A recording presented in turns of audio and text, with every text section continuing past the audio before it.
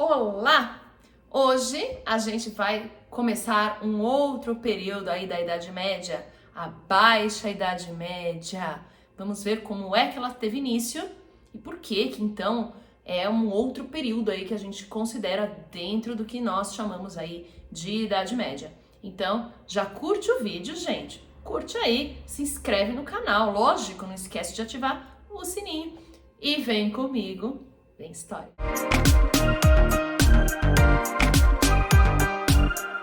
Bom, a Baixa Idade Média basicamente vai do século XI até o século XV. E por que Baixa Idade Média? Porque a gente vai ver a partir de agora uma série de transformações que vai mudar esse mundo medieval. Esse feudalismo vai começar a ser corroído, novas classes sociais vão surgir, novas formas de economia e vai entrar em crise. Lógico, sempre assim, né?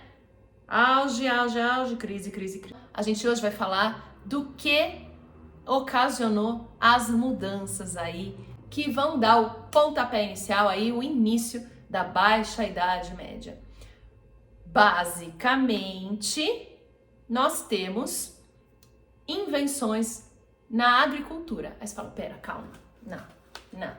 Você não tá me falando que umas invençãozinha teve a capacidade de mudar todo um período? Estou. Mas como assim? É isso mesmo que você ouviu. Mas aceita que dói menos. São 4 invenções, são 4 inovações técnicas, na verdade, que vão causar uma verdadeira revolução agrícola. E aí a gente tem que lembrar que a Europa era basicamente o quê?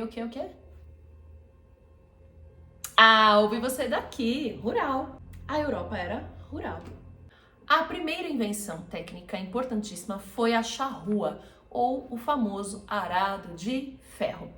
Então, vamos lembrar que para eu poder plantar, eu preciso primeiro arar a terra, certo? O que é arar a terra? É exatamente essa palavra, porar. Como é que eu faço isso? Remexendo na terra. Então a gente tinha antigamente arados que eram feitos de madeira. Você imagina, tipo uma grande vassoura assim, com garras de ferro, ou madeira, o cara tinha que ir lá cavocando a terra para revirar a terra. Mano, dá um trabalhão. Dá para fazer, lógico, mas você fazer uma coisa é no seu quintal, outra coisa é numa grande extensão de terra. Com a invenção do arado de ferro, o trabalho vai ser muito mais rápido, muito mais fácil, porque é um equipamento aí pesado, ele afunda, ele faz o vinco ali na terra e aí ele vai conseguir colocar a semente muito mais profundamente, vai arar muito mais o solo mais profundamente, não só superficial, o que vai aumentar aí a produção agrícola. Junto ao arado de ferro, a gente tem outra invenção importantíssima, que é o atrelamento do animal pelo peito. Eita, como assim? Você imagina um cavalo, uma mula, um boi puxar uma carroça sendo atrelado pelo pescoço. Gente, vai machucar. É a mesma coisa que os nossos bichinhos de estimação. Você põe uma coleira no pescoço, você puxar a coleira, puxa o pescoço do bichinho, machuca. Mesma coisa que a gente hoje usa o peitoral para os animais domésticos, né? Então você põe lá aqui a corinha aqui no bracinho, né? Patinha, né? Do bichinho e tal, e puxa prende aqui, né? Essa parte do tronco, que é muito mais resistente, tem osso, tem muito mais músculo do que o pescoço. É por isso que é tão importante colocar esse tipo de peitoral nos nossos bichinhos. E agora você passa isso para o campo, né? Imagina que agora você vai atrelar o boi, o cavalo, a mula, etc. Para puxar a carroça, para puxar moinho, para puxar o arado de ferro, olha que coisa, não? Pelo peito. Então o animal tem muito mais força, tem muito mais condições de puxar esse peso do que antes, quando era pelo pescoço. Então isso também vai dar uma velocidade maior para a plantação e o momento ali de arar a terra. A terceira invenção ela é muito importante. A gente chama de rotação trienal. Agora, vamos lá, o que é isso? Calma, respira. Ó, trienal, portanto tem a ver com o número 3, muito bem, ouvi você daqui.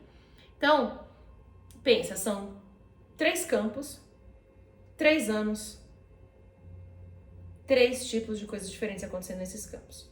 Então, vamos entender. Imagina que eu tenho um campo que antigamente os servos usavam todo para plantar trigo. Aí planta trigo, no ano seguinte planta tudo trigo, no ano seguinte planta tudo trigo. O que vai acontecer com o solo? Ele vai ficando infértil, porque a planta puxa sempre os mesmos tipos de nutriente. Vai chegando uma hora que, se você não adubar, o solo se esgota. E aí temos problemas, certo? Para evitar isso, eles vão desenvolver a rotação trienal. Então, em vez de eu plantar tudo trigo, eu vou dividir o campo em 3 partes diferentes. Então, imagina, campo A, campo B, campo C. Sim? A, B, C. Beleza. No campo A, eu vou plantar trigo. No campo B, eu vou plantar aveia. Tá? Outro cereal muito comum na Europa. Legal, são plantas diferentes, significa que elas puxam diferentes nutrientes do solo. Isso é importante. Então a gente já está fazendo um rodízio aqui. E no campo C eu não vou plantar. Eu vou deixar ele descansar por um ano inteiro. E aí esse campo C vai servir de pasto. Agora pasto, os animais pastando, o que eles vão fazer depois de comer? Isso mesmo, eles vão adubar o solo, né? O esterco animal, ele é um importantíssimo adubo natural para o solo. Então, beleza, esse foi o ano 1. No primeiro ano, então, trigo, aveia, descanso. Agora vamos para o ano 2. Aí você gira, beleza? Agora, no campo B, eu estou plantando trigo. No campo C, eu estou plantando aveia. E no campo A, eu vou deixar descansar. Então, esse é o ano 2. No terceiro ano, girou de novo. Agora não tem mais braço para fazer isso. Então, agora, no campo C, eu vou plantar trigo. No campo A, aveia. E no B, eu vou deixar descansar.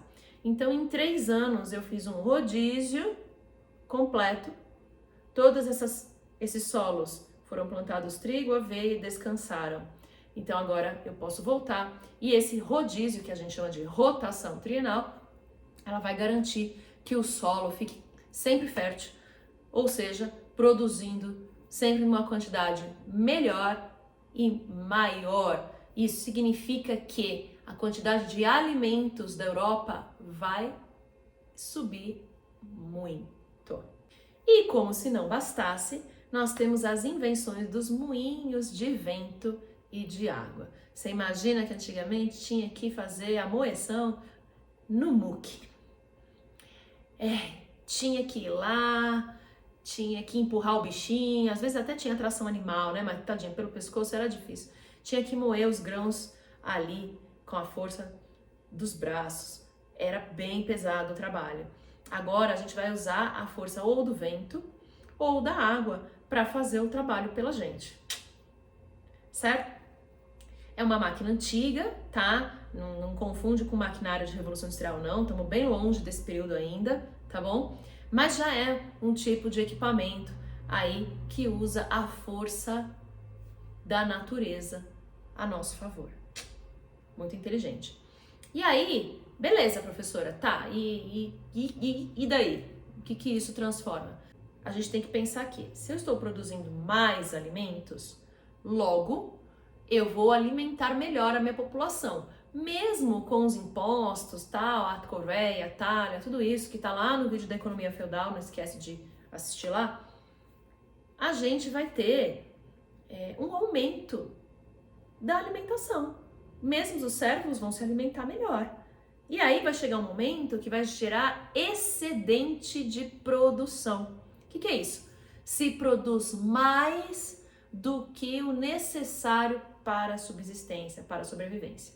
Mais até do que o necessário para guardar. Porque, né, não tem geladeira, não tem nada, depois de um tempo as comidas estragam, né? E aí vai ser necessário, então, vender esse excedente de produção, é o que sobrou, para não estragar, para não jogar fora, certo? E aí nós teremos mudanças. E além disso, graças a uma alimentação melhor, a população europeia vai crescer absurdamente.